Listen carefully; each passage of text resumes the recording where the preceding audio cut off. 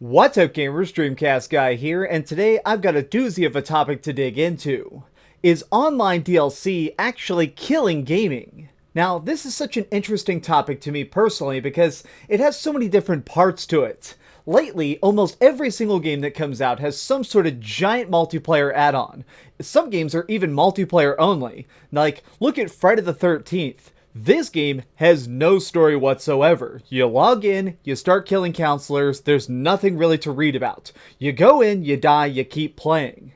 Games like this rely heavily on DLC. The only way that company is going to keep making money is to invent new maps, new characters, and new ways to keep you addicted to playing long after it's come out.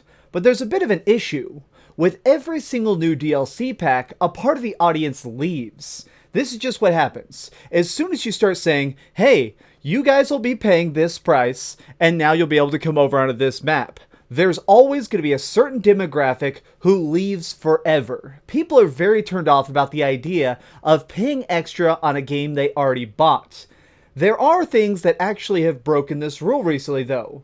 There are two main things that have actually made, I think, billions of dollars at this point with completely free DLC. Overwatch and Grand Theft Auto 5. Both of these games have tons and tons of add-on content, but all of it is totally free of charge. They've invented so many new facets. If you look at Grand Theft Auto 5, that game online has basically completely changed from when it started. You can do crazy heists, drive motorcycles on what are basically Hot Wheels tracks. So much about that is frankly epic and hilarious to play. But what's really important about both these games is that they actually heavily rely on microtransactions. People are able to buy stuff with tiny amounts of real-life cash. In GTA 5, you can buy money in-game by swiping your credit card. If you want loot crates in Overwatch, these will make it where you can do stuff like spray graffiti or have extra taunts or cool new costumes for your favorite heroes. But again, this requires actual real-life money. The real problem I'm struggling with here, though, is which of these is better? Which of these is less harmful to the consumer? Do you want everybody paying microtransactions, but the community stays stronger because the maps are free? Or should you have a community that's more dedicated because they paid for the maps, but all the costumes are free? Which one of these is the lesser demon? And I guess it really comes down to the fact that in modern gaming, I've noticed that companies are starting to try and find new ways of dividing out every single piece of content. Now, here's something that really just hit me this morning. It hit me like a truck when I thought of it. Think about single-player DLC for a second. Almost every single game that does single-player DLC now, they do it as standalone. This is such an interesting thing. Like, think about the fact that Infamous Second Son, I absolutely love this game. Well, it came out with a giant DLC pack called Infamous First Light, but you can purchase it through the game and play it as an add-on pack, or individually on its own. You can go on a totally separate adventure with this different character and learn more backstory about this world. But you can buy it even if you don't own the game. Look at the fact that we're getting a new DLC for Dishonored 2, but it doesn't say Dishonored 2 extra DLC pack number 1. No, it's called Dishonored Death to the Outsider. They're selling it as a totally separate thing to try and bring in an all-new audience of people who are willing to buy stuff even if they've never even heard of the original. Look at the new Uncharted DLC. Uncharted 4 is already a very successful game. Even if they require that you buy the game for the DLC, that would still be a giant audience to access. But no, they want to try and branch out even more. And so because of it, this new DLC, which let's face it, is recycling a lot of content, including tons of animations, it's being sold on its own. What if online games tried to do this? What if an online game had the option of buying just the DLC packs individually? What if you could buy just the DLC of Halo 5? You could only play on the maps you enjoyed most, or maybe even just buy only the multiplayer. Say you don't care about what Master Chief's doing and the monsters he's fighting this week. Say you just want to be able to go online and play with your friends on the maps they enjoy most. Would this be a good thing or a bad thing? I guess what it really boils down to for me is I feel like companies are going to try and move in this direction. They want to try and just trake every single penny they can in any tiny way they can. Think about all the games that are released today with day one DLC.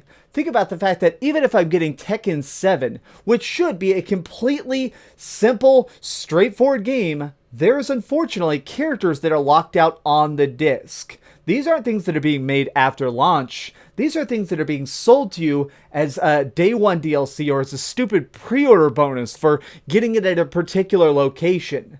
I think we're going to be seeing this a lot more, but if we just somehow manage to turn the tide, if somehow more studios realize that the correct path is to make everything free, they'd actually make more money. There is a problem to all this though, and I think it's the fact that if you really look at the numbers, there are some companies that are already trying to do always free DLC, and their projects still end up failing. Look at Titanfall 2 and compare it to Battlefield 1. These came out very, very close to each other. I think they came out about 1 week apart.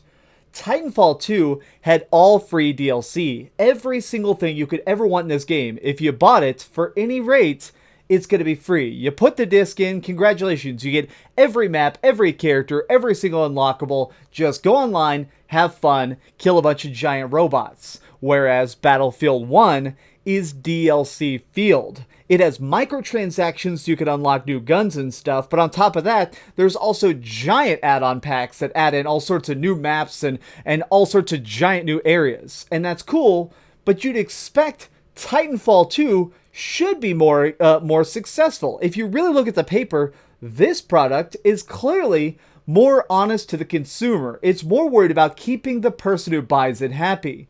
But somehow, Battlefield 1 is killing it far more. Stuff like this, which I know is a very specific example, is what's going to scare some developers away. Developers are always looking for new ways to keep people engaged. There's such a problem right now with people picking up a game, playing it for 2 weeks, putting it down, and never playing it again. There's a statistic that floats around that says once a person takes a game out of their game console, there's an 85% chance they'll never put that disc back into it. That's why so many places are trying to get you to buy a season pass. They want you to buy the DLC before it's even made. A little bit after E3, I had a long conversation with Re-Res TV. He's a big YouTuber and he has a lot of really interesting opinions, so talking to him was very, very fascinating. And he basically is the guy who gave me this idea. He said that if every single game started doing microtransactions instead of full paid DLC, he thinks that every game will start selling better. Well, let's face it, what'll really happen is some games will be far, far, far more successful and smaller games will fail more quietly. It's such an interesting topic, but I just don't know if I can quite agree with that yet. I feel like companies are trying to find new ways to just kill off single-player DLC. They've been trying to cut single-player DLC into smaller and smaller chunks, and they're trying to cut multiplayer DLC into bigger chunks, which ironically is cutting the audience into smaller chunks. But really, I want to know what you think. If you really had to choose free DLC, but microtransactions are going to be flooding through the game, or paid DLC, but it's just going to be giant updates every 3 months, which do you choose? What are your favorite online games, or what's some of the most you've ever spent on DLC? Personally, I bought a lot of season passes for Gears of War games, and I never ever regretted it. But it was pretty clear that the longer I played the game, only the most diehard people were enjoying it, and everybody else had quit long, long ago. Anyways, gamers, this has just been another gaming rant from DreamcastGuy. If you enjoyed this video, please give it a like, share with your friends, and subscribe if you haven't already. But do me the biggest favor of all and keep dreaming. You know, it's kind of weird to think about. Even The Last of Us. They actually made the DLC of The Last of Us standalone recently. Man, companies are just trying to find any way they can to sell you every single thing they've made. I mean, even if it's just the tiniest DLC pack, this is such a strange time. Thanks so much for watching. Give this video a like. Bye! And it was a total dumpster fire. Oh, hi. I'm just working on the next video. If you want to see what it is, go ahead and click this button and you can subscribe. Also, if you click these video links, you can see my latest review and my latest top 10. Now I'm just going to sit here for a minute and wait for you to subscribe. Oh, I guess I could put on these giant glasses. I literally found these on a roller coaster.